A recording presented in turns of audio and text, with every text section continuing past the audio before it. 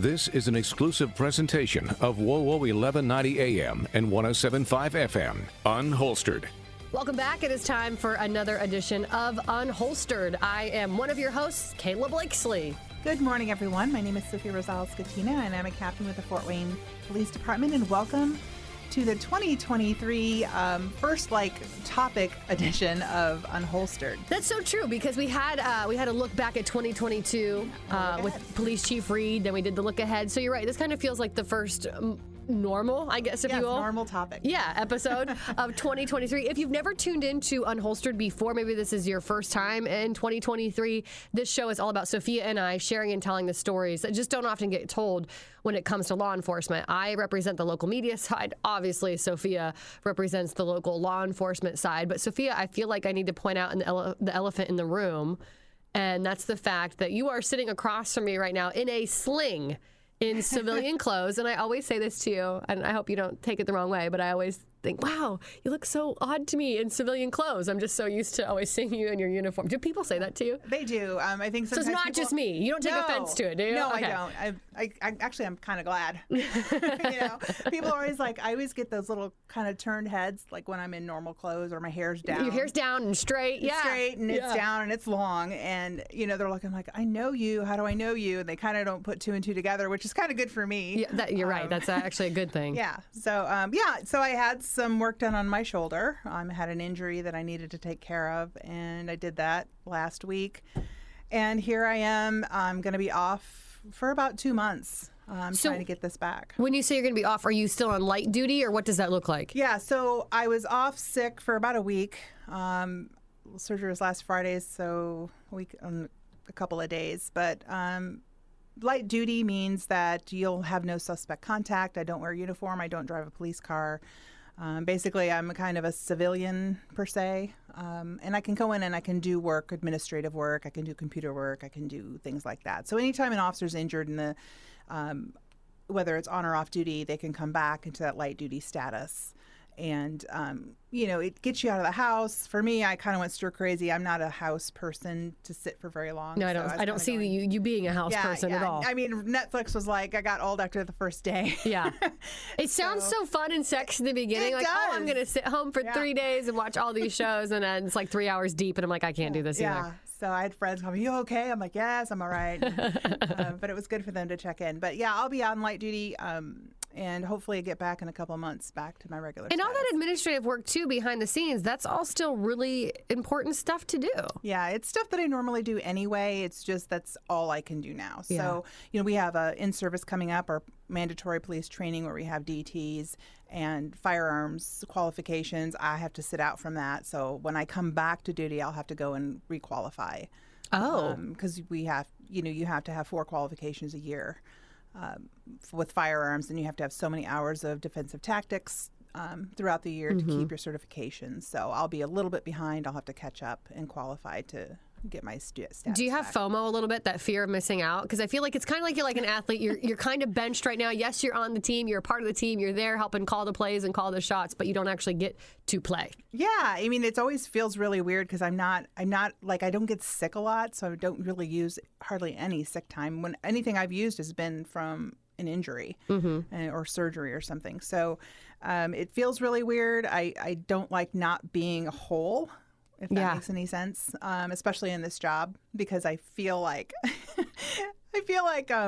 okay, she's injured now. Let's get her. Yeah. Like, you're vulnerable. You're vulnerable. I'm vulnerable. I don't like that. Yeah, I would not like that either. Well, I'm so glad you're able to come in today. Like, obviously you're still driving and working behind a computer, which I think would be challenging. Yeah, and I'm not a lefty, so I only have operational left hand. I didn't notice it. It is your right arm in the sling. Yeah, so it's really weird driving and trying to get your seatbelt on and all that kind of stuff. But one of those things that we learned I can't remember what episode it was with Chief Reed, but you mentioned in passing you doing pursuit reviews. And I guess I was in that moment, I was like, you do what? And it dawned on me, well, of course you or someone does do that, but I guess I've never really thought about it. Is that one of those behind the desk things? Yes. That would be something I would still be able to do behind the desk. Well, I want to talk about this because you mentioned kind of, and I think it was our look back episode with Chief Reed, you were given kind of a shout out to some of the officers in your quadrant because, again, you're a captain with the Fort Wayne Police Department. There's a captain over each quadrant, just so people kind of understand how it works. You're one of those, so you oversee the officers in your quadrant. So you're talking about pursuit reviews, giving a shout out to a lot of your officers as you're watching these reviews. But I was like, whoa, Sophia, we have to talk about this. What does that even entail? What does a pursuit, first of all, review mean? So every department around the country has a pursuit policy. So a pursuit policy is a vehicle pursuit policy. There's also a foot pursuit policy as well, but I'm strictly speaking to the vehicle pursuit policy. So there are policies put in place by each department, and each department's different depending on the laws and what the community standard is for policing. So obviously we all know that every department has a different standard of policing. We've seen that around the country. Yes, we have. So I'm lucky that I work in Fort Wayne where we really take these things seriously, but we also take the apprehension of criminals seriously as well. But through all of it, there has to be this due regard, right? So we have to show due regard to the public no matter what. So we could be chasing a murder suspect, but we cannot do it in a manner that is reckless or endangering the public. So that's where that due regard comes in. So we have to slow down, stop at red lights, even though they don't have to, or, they won't. You're right.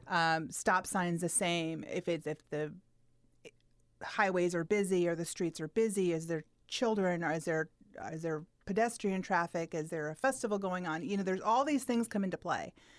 And so when we're in these vehicle pursuits, it's really difficult because you kind of get tunnel vision as an officer trying to get the suspect. It's what we all do on a normal basis is we go out there and we want to win. Right. So it's really easy, and officers across the country get this tunnel vision, and we have to really shake our officers, train them to not do that, because it's really easy to forget about everything To stop else. at a stop sign. Yes. Yeah. And just go and get. Because I could see that, man. It would be easy to just super easy. drop that, because you're right. At the end of the day, your goal is to win, and in that moment, winning is getting the suspect. Right. And it's really hard, especially in that moment when you this is your job and you want to get this terrible person off the street.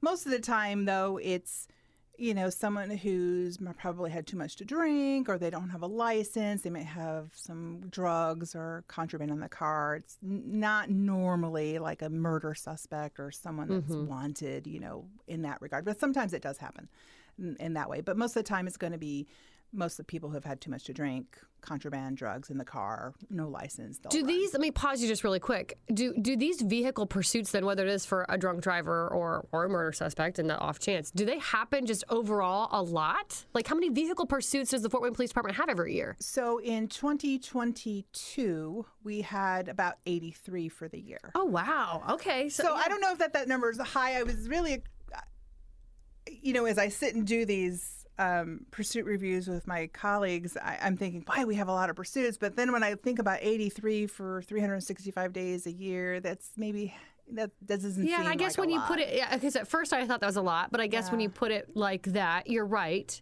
That maybe isn't as many as it could be. Yeah. And again, if most of them are drunk drivers or someone's got some drugs in the car and not the severe murder suspect on the loose, and kind of put it into perspective. Yeah, and we really try to curtail that pursuit with a murder suspect and try to get them in a different way than at a traffic stop or something like that. Yeah. Although it can happen that way, bottom line is to get who we're looking for, but we try to prevent that from happening if we can. And so far, I think we're doing pretty well. We haven't really had a major catastrophe, thankfully. But I think that just has to do with the professionalism of our officers, and then their adherence to our policies that we have in place. So your job then as a captain, and you're over the Southwest Quadrant for people Southeast Quadrant. Okay, so for people who live in Fort Wayne, you know what we're talking about here. But so your job then as a captain is to go back and you watch, I'm assuming, dash cam video or whatnot of these actual vehicle pursuits. Do you do that for every single one? Every single one. So all 83. We have a committee, and it's made up of everyone of all the 4 quadrants, along with the Detective Bureau, and then we have our emergency vehicle operations and control instructors. We have a couple of them on board too that come in. We have our traffic coordinator, he sits on the board as well. So every quadrant's represented because and we divvy up the pursuits. So Okay. I may get 2 or 3 pursuits for the month, but in that 2 or 3 pursuits, when you open one up, it's every car involved. So if you turned your lights and sirens on even for a moment to go to that way towards the pursuit, or you were involved in the pursuit, it's going to show up in our computer files. And then we have to watch every video of every car that was in a pursuit, whether they were in the active pursuit or just trying to catch up and join the pursuit. So we have to make sure they're adhering to our policies and practices, that they're having due regard and everything that goes into that pursuit. So that's what you're looking for, just basically that your officers are complying, that they're following the rules, right? Yes. Yeah. What happens if they're not following the rules? So it depends on what they're doing. Most of the time, we find that it's probably you're going a little too fast or you're too far away from the pursuit to actually have enough care and caution to catch up. Gotcha. By the time it's probably over. Yeah. So sometimes we have people coming from clear across town. I'm like, no. Yeah. You gotta think about where you are from the pursuit, especially if you already know there's 3 or 4 or 5 cars already kind of actively involved in that. So we really then just send them a note to remind them, hey, it's probably not a good idea. Yeah. We have certain kind of speed thresholds that as a board we have determined that we want to have. So if you're over that, we'll just send you a note like, hey, watch your speed here. We know your lights and sirens. We know all that, but, try and take it a little bit easier. And it really depends on the time of day, where they're at, what the traffic's like. I mean, every that would be hard single thing is different Yeah. for every shift, for every rotation. I mean, it's just different. So traffic on a Sunday afternoon is a lot different than 4:30 On a Tuesday, coming home from work. Yeah. Yeah. So, the daytime weather makes a difference. Lighting, pedestrian traffic. Is it school time? Is it around a school? Is it out in the more rural area? So all of that comes into play. And I'll tell you, we don't have very many letters to write by the time we're done. We're doing a really good job. But you know what? We always have to be reminded. Even the older officers have to be reminded. Well, it's like you said, you get that tunnel vision. You get into go mode. I mean, I'm like that at my job. I mean, I host a radio program for 4 hours every morning, and my producer will be in a commercial break, and he's talking to me, and I'm in such go mode, tunnel vision. I don't even hear what he's saying. Yeah. But so the subtle reminder, which I need lots of subtle reminders through my show. Sometimes they are necessary, whether you've been on the force for 30 years or 3. Yeah, exactly. It's a nice reminder, and nobody takes offense to it. Yeah. You're not in trouble or anything like that. But however, if it's repeated behavior, Okay, so then I was going to ask, when do you move from the note to So if it's repeated behavior and we're consistent, because we keep track of the notes we do send. And then, it may turn into a verbal reprimand. It may turn into a written reprimand. Ooh, I'd hate to get a verbal reprimand from you. No, thank you. And these are all part of our chain of punishment, I should say.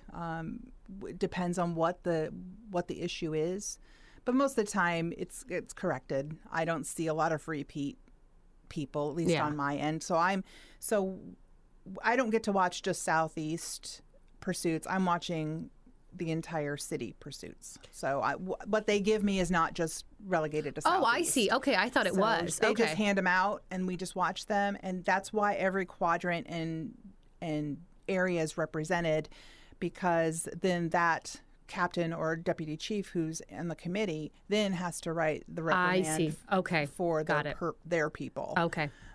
So we have a lot of gang pursuits because they are looking for the people that are most wanted. So they're in pursuits a lot. So we see a lot of that, and that's a good thing. And everybody's doing a really fine job. There's just little pieces that we can do a little bit better, and that's what we're here to do. Well, that's kind of what you're saying. We're doing that year-end review, as I mentioned, with Chief Reed, which if you missed that episode, you can go download it right now. Just download the Unholstered podcast wherever you download a podcast. And you said that you're like, man, I got to give kudos to my officers. I've been doing pursuit reviews, and you really had glowing things to say, which again, that's a good thing. It is. And in that particular one, I will say it wasn't the pursuit that I was so proud of them. It was the actual apprehension.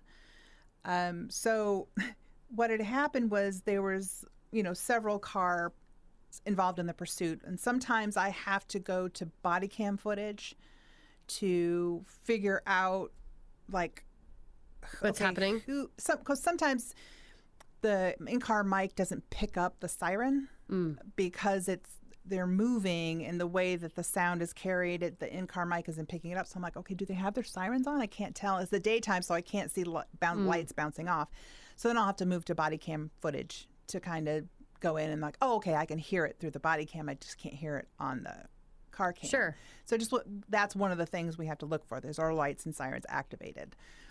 So as this one happened at night, but I was looking through some stuff, and I was trying to hear kind of a siren. I couldn't hear it, but they were in a heavily lit area at the time, so I had to move to the body cam to see the footage. But as I moved to the body cam footage, I saw this kind of apprehension going on. I'm like, so I wanted to take a look at that because it just something about it sparked me to look more. Mm-hmm. So as I went in, I went back and I looked at one car camera that I hadn't seen yet.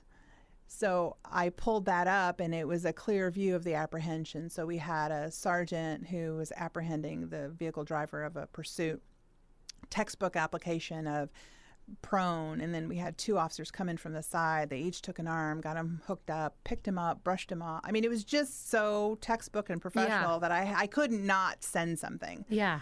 Because at that moment, you're like a proud parent. You're so proud. Yeah. I'm like, yeah, this is what happens when I'm not around. This is what happens when no one's looking. They're still doing the right thing. Yeah. They're still treating people with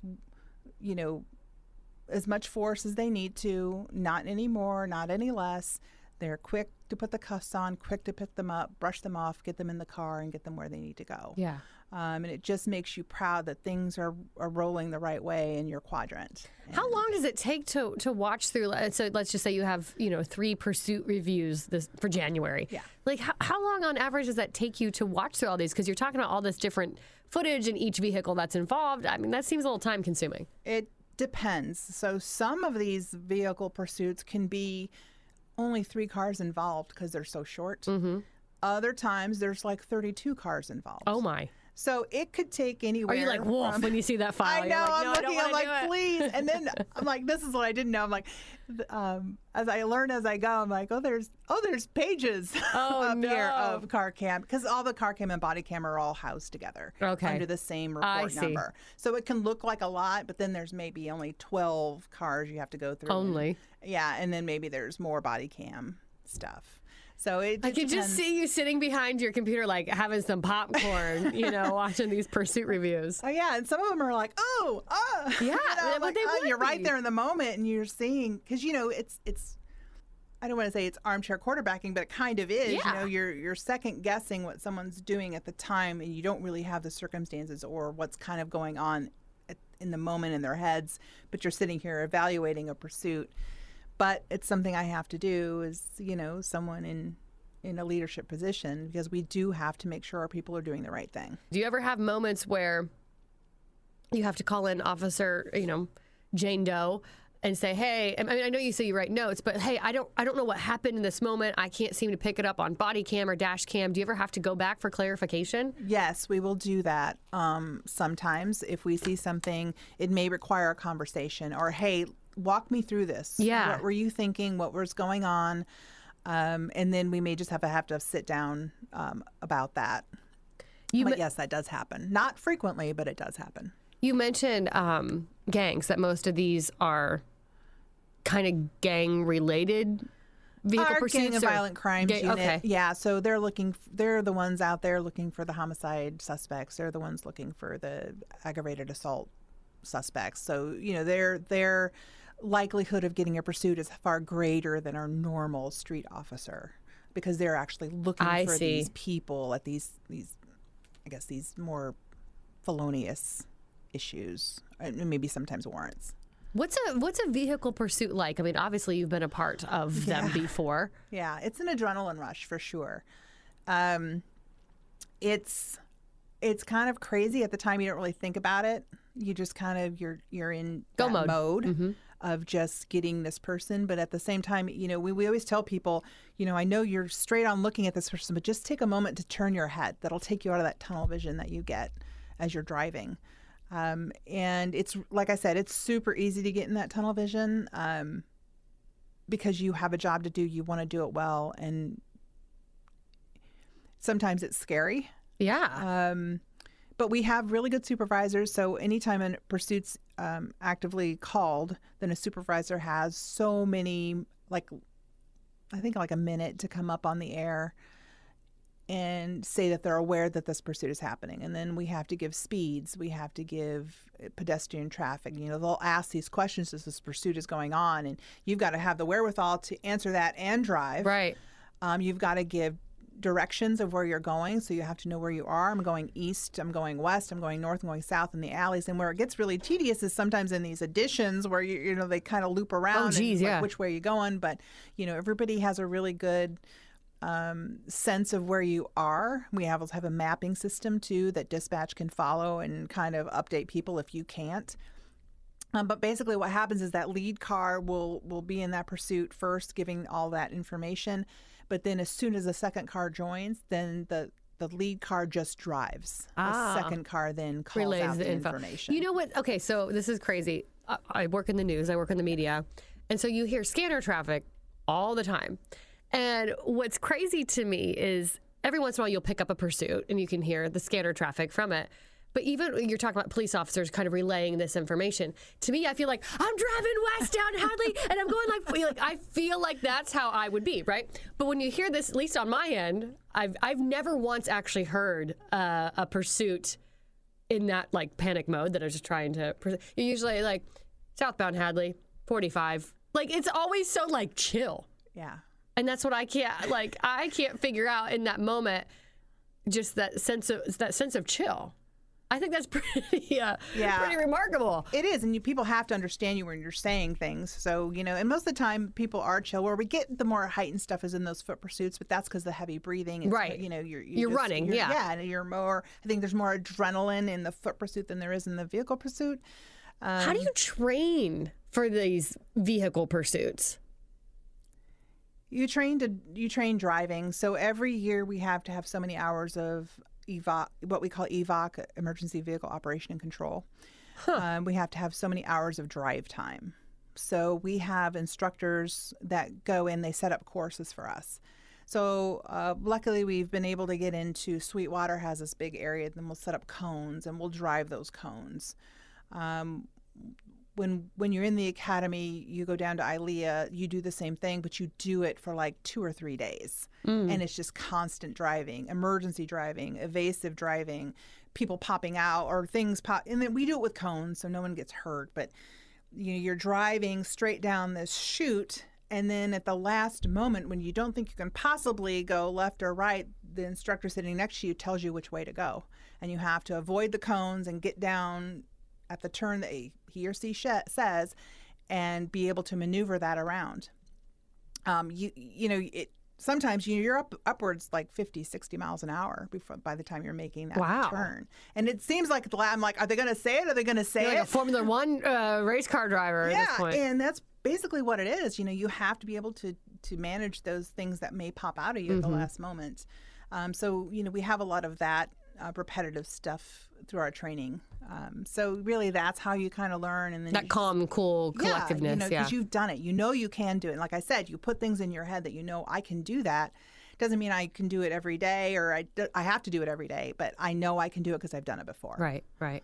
Sophia, I'm glad you're healing. I'm glad you're back. I'm glad you're on at least light duty. Yes. I know we've got a lot of great things planned for 2023. So can you kind of give us some little teasers of what's to come?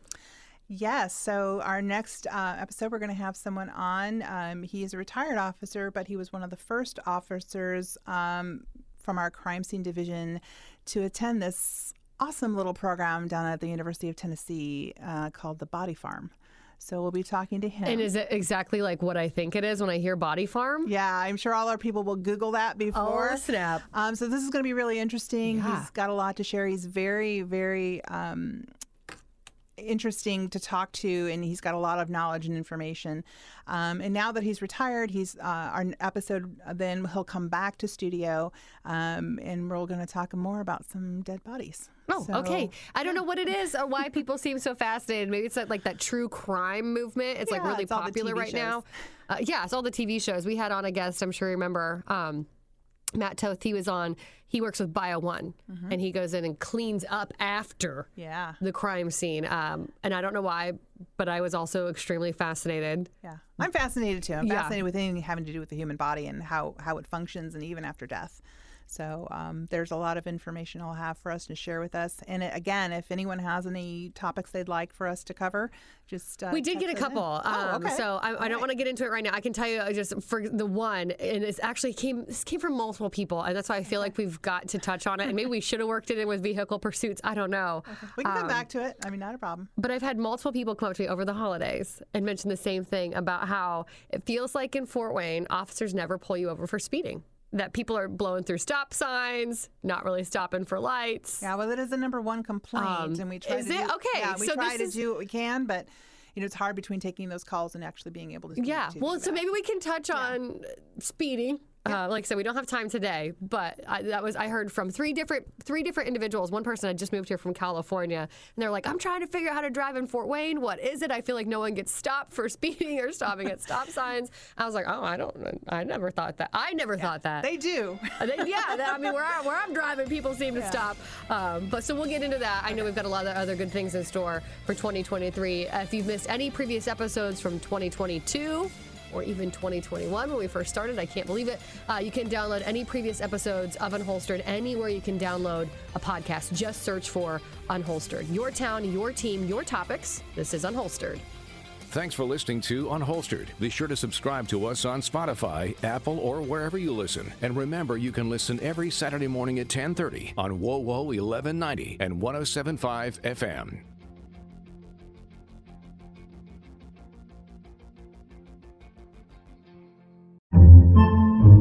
Podcasts by Federated Media.